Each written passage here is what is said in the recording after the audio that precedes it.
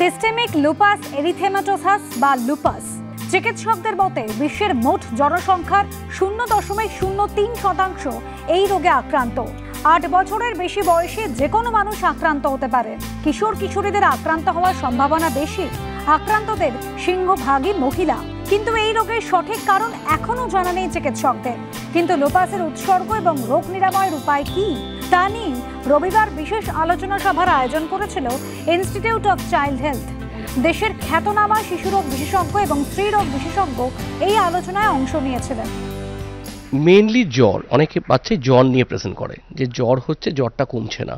তার সাথে অনেক সময় স্কিনে র্যাশ থাকতে পারে, ভ্যারাইটিস অফ র্যাশ হতে পারে, এবং খুব কমনলি যেটা হয় অনেক সময় কিডনি ইনভলভমেন্ট হয়। মাল্টি সিস্টেম অসুখ তো, অনেক চুল পড়ে যাচ্ছে, বাচ্চারা ঝিমিয়ে আছে, নেতিয়ে আছে, অনেক সিস্টেম একসাথে অ্যাড করতে পারে, বডির হিমোগ্লোবিন কমে যাচ্ছে।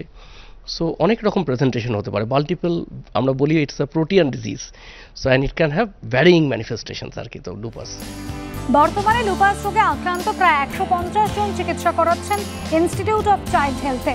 তাদের অনেকেও এই আলোচনা সভায় অংশ নিয়েছিলেন। লুপাসকে অটো ইমিউন ডিসঅর্ডার বলে চিহ্নিত করেছেন খোদ চিকিৎসকদের একাংশ।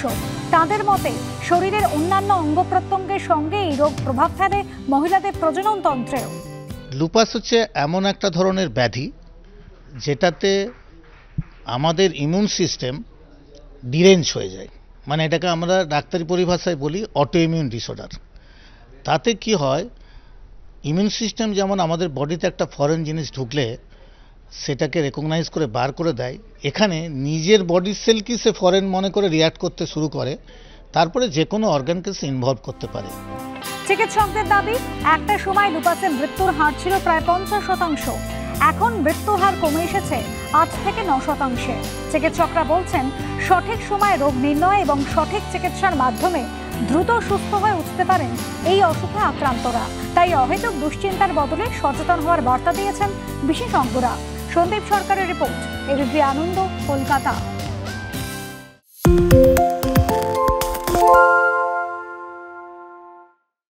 সত্য অন্তহীন, সত্যের খোঁজও তাই, সত্য সন্ধানে তাই আমরা অক্লান্ত, অকুতভয়। এবিপি আনন্দ নতুন ভাবনার প্রতীক, যা মনে মুক্ত, তথ্যে যুক্ত এবং যাবতীয় সীমানার বাঁধন থেকে মুক্ত।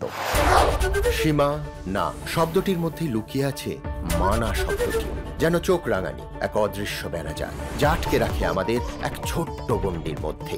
একমাত্র সঠিক খবরই গড়ে তুলবে এক মুক্ত সমাজ। সেই জগৎ গড়ার লক্ষ্যে কোনো সীমানার ঠুকুটি আমরা মানব না।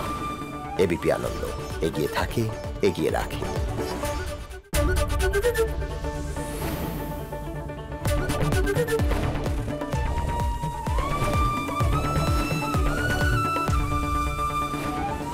এবিপি আনন্দ এগিয়ে থাকে, এগিয়ে রাখে।